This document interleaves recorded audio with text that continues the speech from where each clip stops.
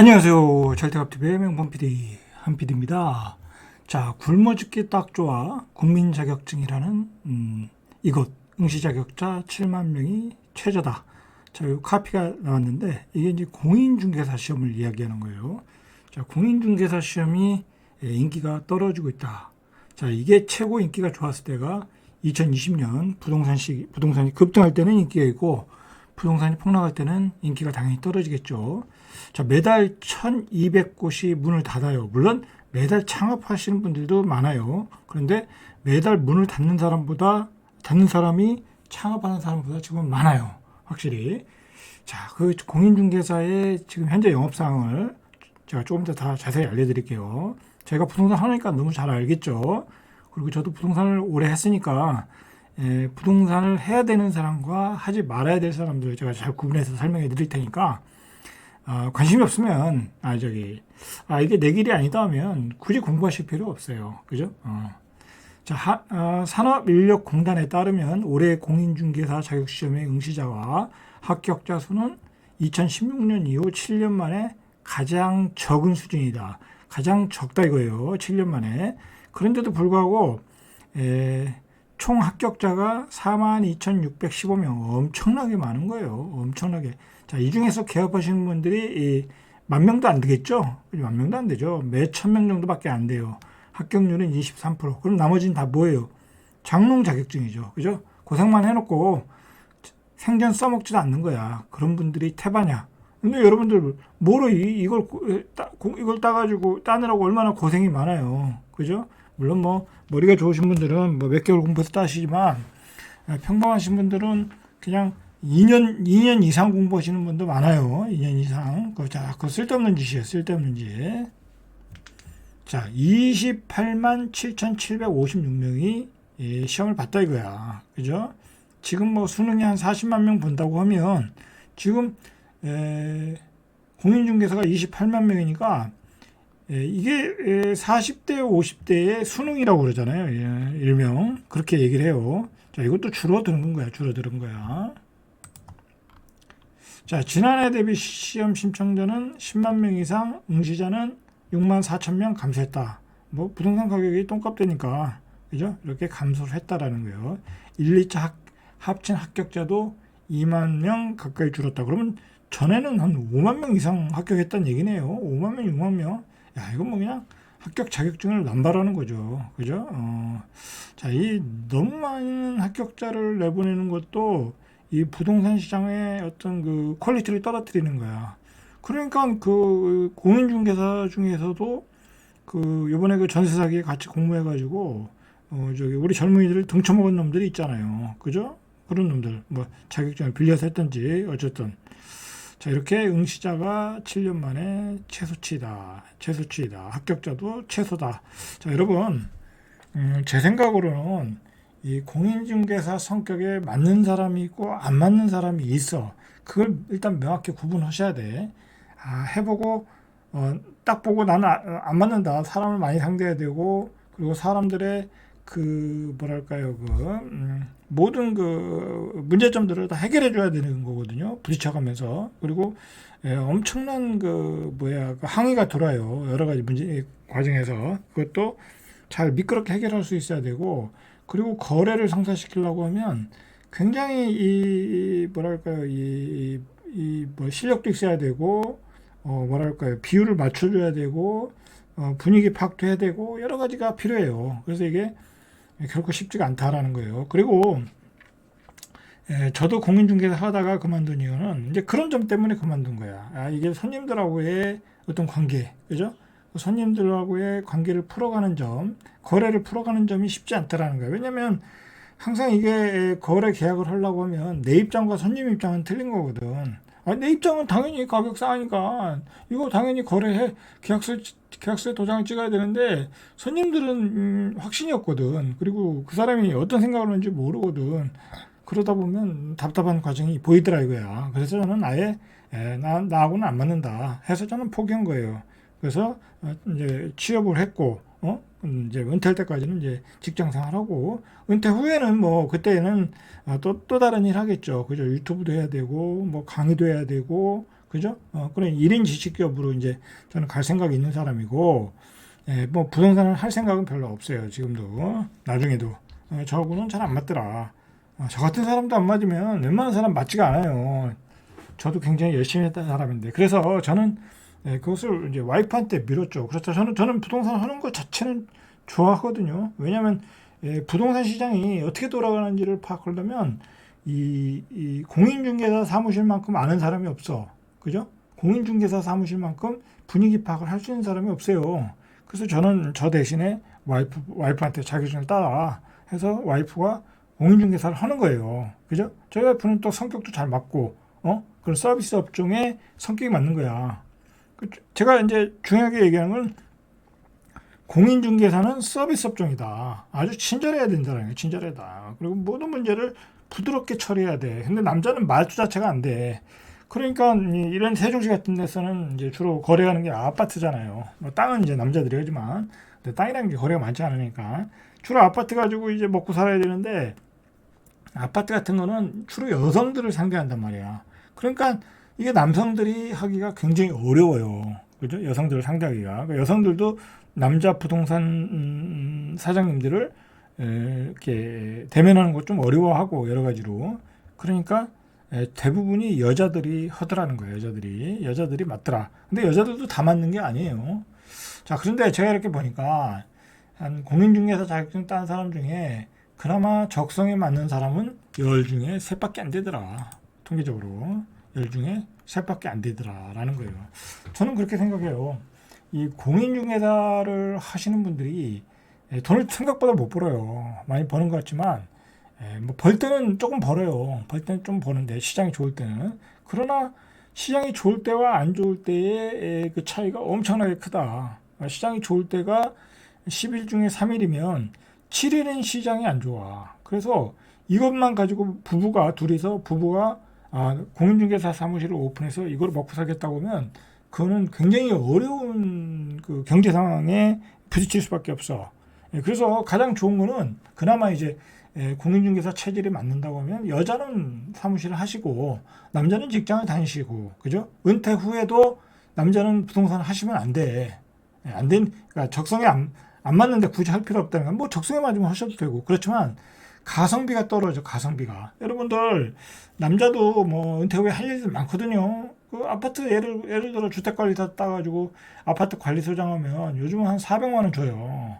그러면 공인중개사에서 400만 원 벌 수 있겠어요? 못 벌어요. 요즘 같은 경우는 못 벌어. 그리고 장이 평균적으로 노말할 때도 한 400만 원 가져간다는 게 쉬운 일이 아니에요. 쉬운 일이 아니다. 그죠? 그리고 둘이 붙어 있잖아. 와이프하고 남자하고 둘이 붙어서 400만 원 가지면 200만 원 가져오는 거 아니야. 그죠? 그러면 예를 들어 주택관리사 자격증을 따서 한 월급 400만 원 받는 아파트 소장을 하는 게 낫지. 그죠? 아니면 다른 뭐 자격증을 따서 어디 가서 300만 원 받던 400만 원 받던 500만 원 받던 그렇게 하시는 게 낫다는 거야. 기회비용이 날라간다. 내가 어떤 그 수입원이 불규칙하고 일정하지 않은데 그 부동산 사무실에 앉아가지고 몇 년 썩어봐. 어떻게 되나. 그죠?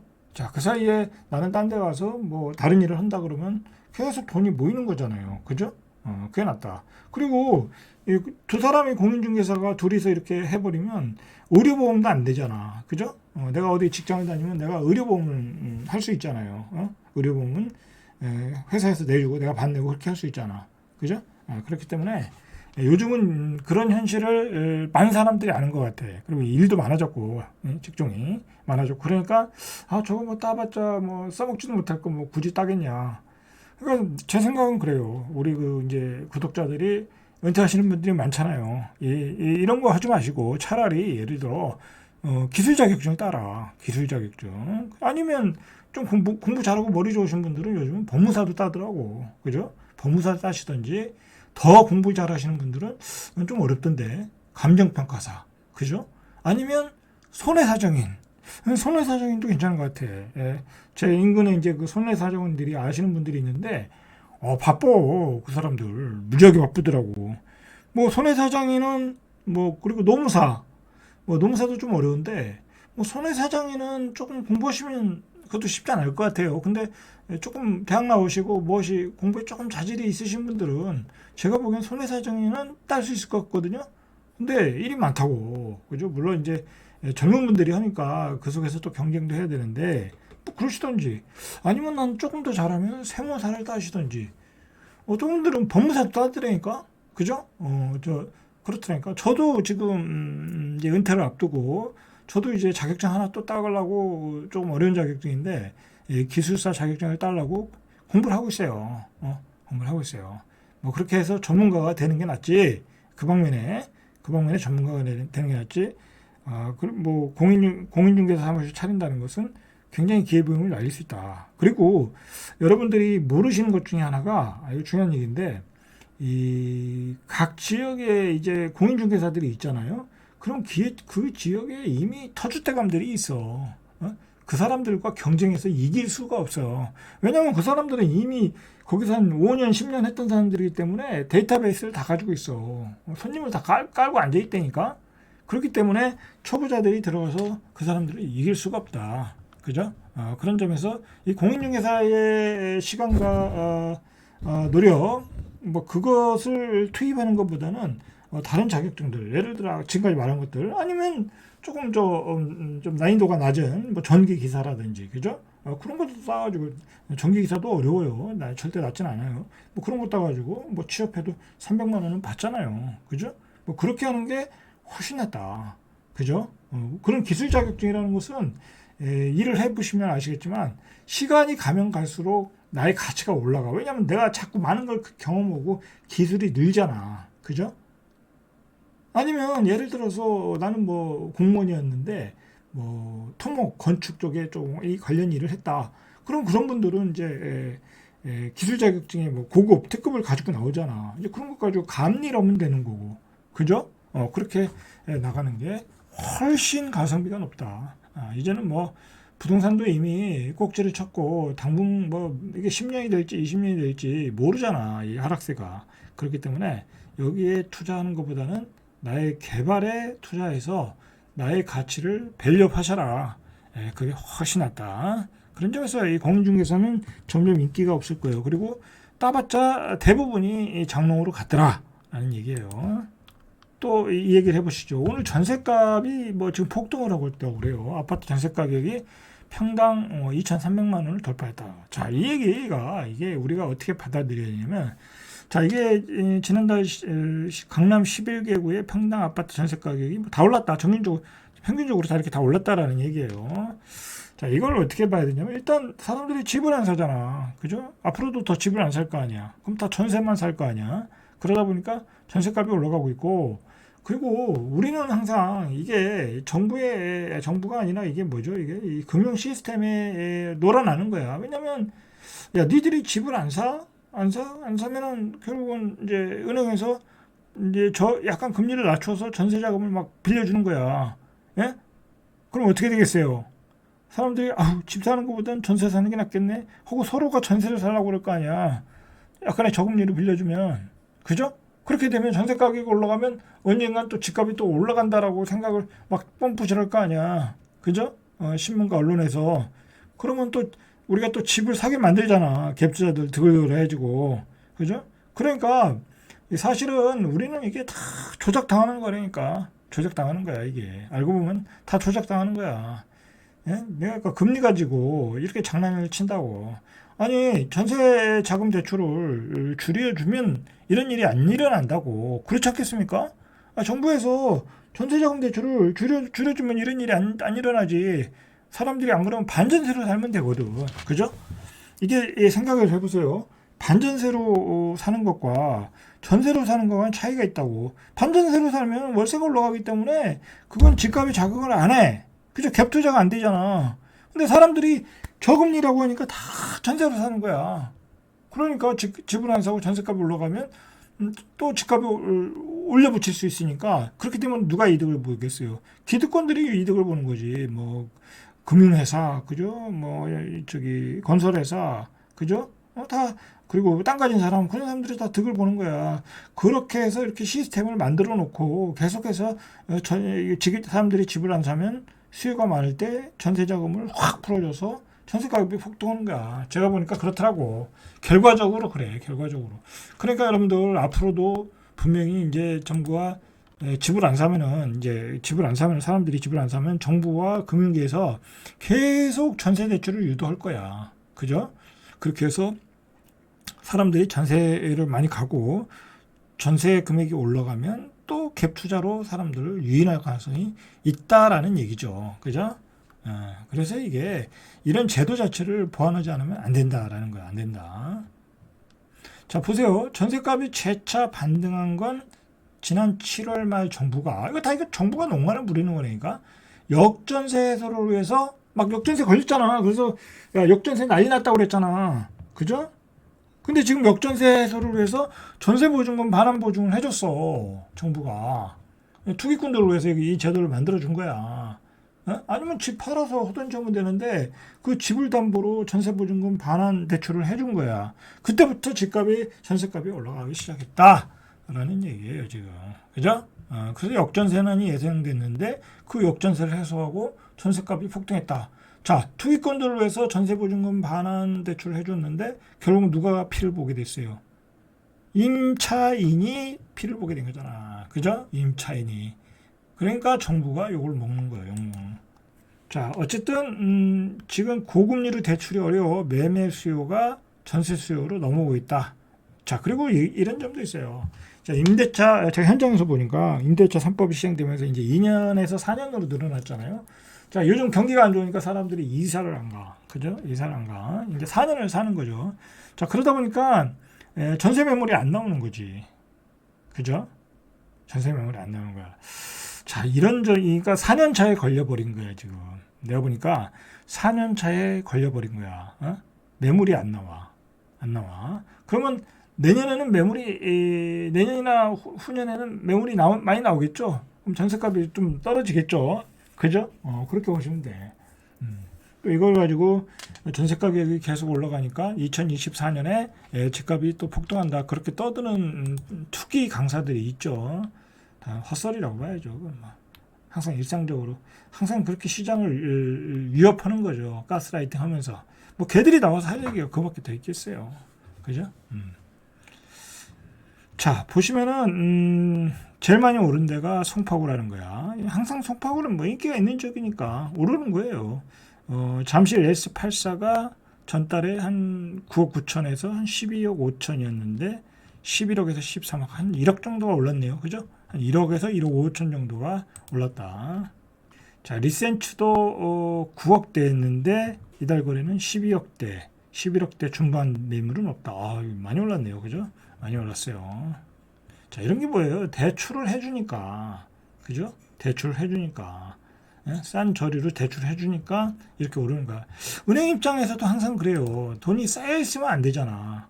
여러분들, 은행도 영업을 해야 되는 건데, 돈이 쌓여있으면 안 돼. 막 굴려야 돼. 근데 가장 안전한 게 뭐예요? 전세자금 대출이잖아. 그죠? 그러니까 그 돈을 다 전세자금 대출로 다 돌리는 거야. 자, 이 전세자금만 올라가는 게 아니라 이 대한민국의 지금 가장 큰 문제는 물가예요. 물가. 그죠? 지금 정부가 실패한 이유는 이 물가를 못 잡아서 그래. 그것도 기본적인 물가. 여러분, 지금 연말인데 맥주, 소주가 또 올라간대. 맥주, 소주. 이게 올라가면 나머지는 다 올라가는 거거든. 자, 보세요. 지난해 주류업체들의 가격 인상으로 맥주 물가 상승률이 그해 10월 7.1%까지 올라갔다가 정부가 가격 인상 자제를 요청했죠. 그래서 둔화세가 지속됐는데, 자, 올해 1월 7.0%에서 2월 5.9%, 3월 3.6%, 4월 0.7%로 둔화했다가 10월에 1.0의 수준에 그쳤다가 지난달 11월에 5%대로 다시 올라왔다. 이건 이제 이게 올라가면 다 올라가는 거야. 자, 소주도 4월에서 10월 0%대 상승률을 듣고 지난달에 4.7% 올랐다. 이게 뭐예요? 그동안 정부가 억제를 했었는데 이제 도저히 안 된다. 얘네들도 원자재값, 원료값이 올라간다. 그러니까 이렇게 한꺼번에 연말에 올려버린 거야. 연말에. 자, 소주값, 맥주값이 올라간다. 다른 것도 다 올라갈 수 있어요. 자, 오비 맥주는 지난 10월 11일부터 카소, 한맥 등 주요 제품의 공장 출고 가격을 6.9% 올랐다. 여러분, 6.9%나 올렸어요. 그죠? 하이트 젤로는 지난달 9일부터 소주 대표 브랜드인 참이슬 프레쉬와 참이슬 오리지널 출고가를 6.9, 한 7% 올렸네요. 그죠? 테러와 켈리 등 맥주 제품 출고 가격도 평균 6.8% 올렸다. 그죠? 이렇게 물가가 계속 올라가고 있다. 자, 요즘 그 양주를 많이 먹죠. 그 뭐 이렇게 탄산 음료에다가 섞어가지고 젊은이들이 집에서 많이 먹는다고 그러잖아요. 자, 요 양주 값도 많이 올랐겠죠. 그죠? 양주의 상승률은 9.6%. 그죠? 거의 10%대. 그죠? 5월에 5.1%에서 10%대. 자, 이렇게 여러분 물가가 폭등하고 있어. 그죠? 굉장히 어려운 상황으로 가고 있다라는 얘기예요. 자, 어제 못한 얘기인데 이제 어느 신문 기자가 정리한 건데 결국은 지금 30대들에게 이제 30대들이 문제잖아요. 30대들에게 주택을 공급할 수 있는 방법을 찾아보자라고 이야기를 했어요. 결국 그들에게 문제가 됐던 거는 둔촌주공이었거든요. 둔촌주공. 이 둔촌주공을 전환점으로서 분양가가 폭등하면서 30대들이 완전히 20대, 30대죠. 그들이 멘붕이 돼버린 거야. 자, 그들을 위해서 제공할 주택은 3기 신도시잖아요. 4기 신도시는 조금 멀고 3기 신도시, 4기 신도시인데 3기 신도시는 물량이 그렇게 많지 않다고. 그죠? 뭐 경쟁하면 몇십 대를 나오니까. 그러니까 이 기자가 아주 좋은 이야기를 했어요. 뭐라고 얘기했냐면 지금의 40대들이 10년 전에 어떤 희망을 가졌냐면 이 경부 라인의 동탄 열차. 그죠? 이 동탄 부근에 동탄에 많은 아파트를 져서 40대들이 그때 거기에 직장들이 많이 생겼잖아요. 그러면서 동탄에서 뿌리를 박았다 이거야. 거기서 주거에 어떤 정착을 했다. 그러니까 지금의 20대, 30대에게도 제2의 제3의 동탄을 마련하자. 그런 얘기를 한 거야. 뭐 단순히 어디 신도시를 져주지 말고 어차피 20대, 30대들의 그 직장이 많은 곳은 이제 그 동탄 라인, 동탄 라인이라고 할 수 없죠. 그 예를 들어서 이제 여기 평택 고덕 신도시, 뭐 아산 탕정 신도시, 그다음에 용인, 뭐 그렇게 반도체들이 많이 생기는 회사, 그런 그 라인에 직주 접근성이 가능한 아파트를 더 많이 짓자. 제2의 동탄을 만들어서 이들의 주거지를 마련해 주자라는 이야기예요. 그죠? 근데 정부는 안 하는 건 아니에요. 계속 평택 고덕 신도시에도 뭐 몇만 가구 자꾸 쪼가리를 내놓고 있잖아요. 그런 것보다는 이들이 근무할 수 있는 근무지 근처에 분당급, 일상급의 아파트를 빨리 공급 대책을 마련해라 라는 취지에서 기사를 썼어요. 그죠? 그래서 산업단지 정책에서 벗어나서 산업단지 플러스 신도시 패키지 정책을 정책을 해서 정책적으로 출산율을 끌어올려라. 이거 좋은 얘기야. 아주 좋은 얘기야. 그렇죠? 왜 그러냐면 뭐 좋은 직장을 가지고 있고 좋은 주거가 해결되면 당연히 결혼하겠죠. 그죠? 거기서 출산율을 끌어올려라. 기자가 이런 얘기도 해요. 그죠? 그래서 두 마리 토끼를 잡아라. 이 정부는 이런 얘기를 좀 잘 들어야죠. 그죠? 들어서 심리적으로 안정감을 줘야 돼. 앞으로 집값은 안 오른다. 그리고 많은 공급 물량을 쏟아 부을 거다. 그러니까 너희들은 결혼해라.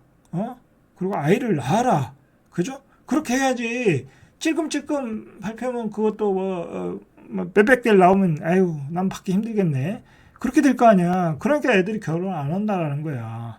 더 강한 메시지, 강한 신도시 공급 물량 폭탄을 발표해라 라는 얘기예요. 자, 오늘은 여기까지 이상 절대값TV의 명품 PD 한 PD였습니다.